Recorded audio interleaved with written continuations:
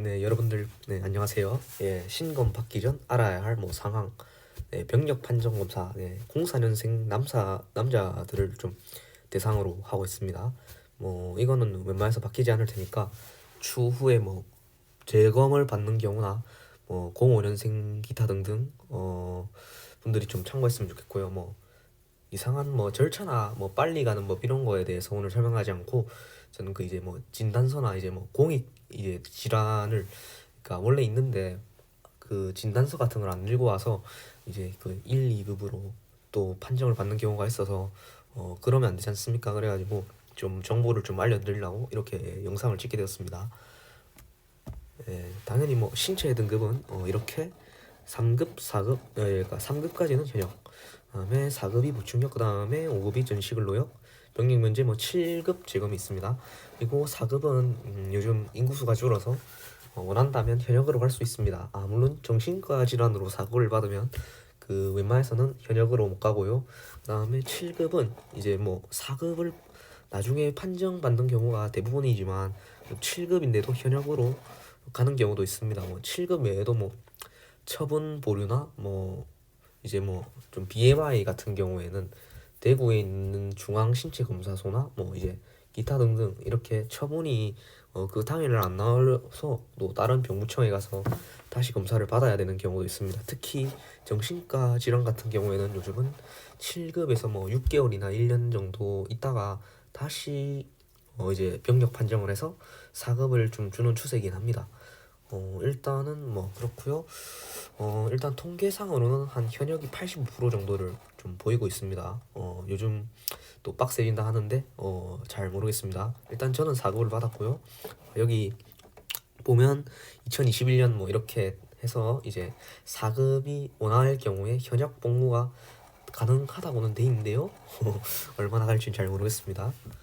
그 다음에 사람들이 이거를 잘 몰랍니다. 그 병력 판정 신체 검사 등 검사 규칙이라는 것이 있는데요. 이거는 이제 정확하게는 그러니까 질병을 이렇게 쫙 나열해놓고 이제 얘가 몇 급을 받을 건가 이거를 했는데요. 링크 나무위키거든요. 이렇게 들어가 보시면 이런 것이 있습니다. 병력 판정 신체 검사 등 검사 규칙이라는 것이 있는데요. 뭐 예를 들어 가지고 뭐 내과에 뭐 내가 질환이 있다. 예를 들어 뭐 급성 감염병이다. 뭐 현증이면 7급. 그러니까 이제 다시 이제 또 병무청에 가야 됩니다. 이러면 뭐 하고 뭐 양호하면 뭐 1급 이렇게 돼 있고 뭐 이제 여 밑에 뭐 관절염 같은 경우에 뭐 4급 이제 이렇게 되는 순간 이제 뭐 공익이다 뭐 이렇게 되는 거고 뭐 이것도 경증에 따라 뭐 4급이 될 수도 있고 심하면 이제 6급까지 될 수도 있고요. 뭐 이렇게 쫙 이제 내과뿐만 아니라 대부분의 질환들이 이렇게 나와 있고요. 뭐 이제 통계도 나와 있고요. 저는 뭐 측만증으로 저도 4급을 받았습니다. 되게 많죠? 하고 뭐 그러니까 나무위키는 좀 공신력이 없지 않습니까? 이게 이제 그 low.go.kr이라고 그 국가법령정보센터에도 뭐 이렇게 이제 PDF로 이렇게 나와 있습니다. 이렇게 병력 전역 전시라는 것이 있는데요. 전시는 지금이 아니고 여러분들은 이제 병력을 보시면 이제 자신이 몇 급이 나올지 대충 이제 예상을 할 수 있습니다. 그러니까 근데 이게 문제가 뭐냐면요. 그 병력 판정 검사를 할 때 그 자신이 있는 질환에 대해서 진단서와 그 다음에 주장을 하지 않으면요. 그냥 대부분 넘어갑니다. 걔네들은 이제 최대한 징집에 이제 목적이 있지 뭐 여러분들이 아프다 이런 거는 관심이 없고요. 그 병원은 아픈 곳을 치료를 해주는 곳이지만 병무청은 그 아픈 곳을 이제 증명을 해야 되기 때문에 뭐 진단서도 웬만해서는 들고 가는 게 좋습니다. 그리고 진단서도 그 군용 진단서가 있거든요. 병무용 진단서라고 그것도 인터넷에 들어가면 이제 그 발급하는 데가 있습니다. 웬만해서 거기서 발급해야 되고 동네 의원에서는 좀 오랫동안 치료를 한 경우에 발급을 해주긴 하는데 대부분 병무용 진단서는 웬만해서 동네 병원에서 좀 잘 꺼려합니다. 그 뭐 비리 같은 것이 있을 수도 있기 때문에 그래서 그냥 좀 큰 병원을 전 추천을 하고요. 측만증 같은 경우에는 뭐 진단서는 필요가 없는 질환이었습니다. 뭐 이렇게 진단서도 챙겨야 될 질환에 대해서 병무청이 이렇게 고시를 하고 있는데요.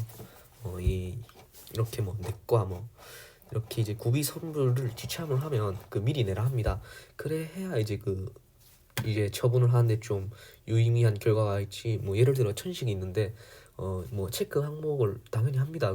가면 아시겠지만 컴퓨터로 하는데 체크를 해도 저는 천식 진단서를 안 들고 가다 보니까 그냥 급수에도 찍히지 않더라고요. 뭐 이렇게 뭐 병무용 진단서라고 제가 아까 말씀드렸는데요. 필요한 경우에는 거의 대부분 첨부를 해야지만 이제 거기서 뭐 유의미한 뭐 사급이라든지 이런 결과를 볼 수 있지. 만약에 그렇지 않은 경우에는 그냥 넘어가면 아픈데도 1급이 나올 수도 있습니다. 예를 들어 가지고 정형외과 같은 경우에는 뭐 다 뭐 필요하다 돼 있고요.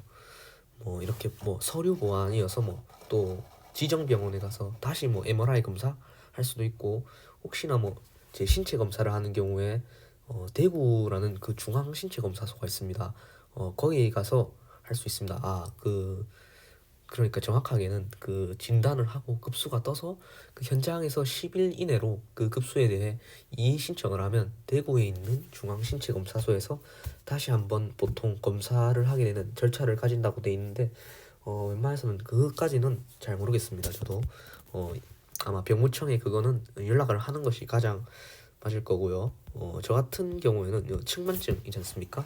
측만증 같은 경우는 이제 이런 진단서가 없다 이러면 거기 있는 엑스레이를 통해서 코브스 각도라는 것으로 병력을 판정하게 되는데요. 전 거기서 27도를 나와서 4급을 처분을 이제 받게 되었습니다. 뭐 이제 또 상근이라는 것이 있는데요. 원래 상근 예비역이라는 제도가 이제 뭐 동대 상근이 있고 대대 상근이 있는데, 정확하게 그거는 뭐 구분할 건 여기서는 아닌 것 같고요. 대부분 남자 재수생들 특히 고졸의 3급이면 웬만해서 상근을 좀 갈 확률이 높았는데, 이제는 이제 신검 4급만 이제 상근 예비역으로 소집이 되는데요. 근데 이 또 헬조선답게 현역 복무 선택자 중 상근 예비역인데요. 이게 문제가 뭐냐면 현역으로 먼저 바꿔야 돼서 상근을 떨어지면 현역으로 복무를 할 수 있다는 점을 고시를 안 하더라고요. 이게 기획재정부인데 참 이걸 보면 할 말이 없습니다. 그렇기 때문에 웬만해서 이 상근에 낚이면 좀 안 된다고 좀 생각하기 때문에 그렇습니다. 물론 이제 그 조주빈 등 뭐 N방방 때문에 공익 행정 TO가 요즘 많이 줄었습니다. 공익은 뭐 개인정보를 할 수 없기 때문에 그렇고요. 뭐 여기는 뭐 이제 공익들을 위한 얘기이기 때문에 여기서 할 만한 얘기이기 때문에 다음 영상에서 한번 자세히 다뤄보겠습니다.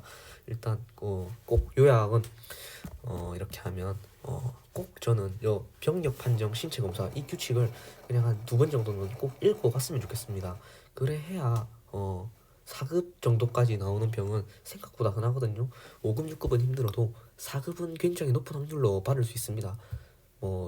재정 사항이 넉넉하다면 뭐 좀 빡세게 건강검진 한번 하는 것도 뭐 괜찮다고 봅니다. 그래서 저는 이 링크 뭐 고정 댓글에 달아 놓을 테니까 꼭 한 2번 정도 읽었으면 좋겠습니다. 꼭 4급 받으시길 좀 기원하고요. 감사합니다.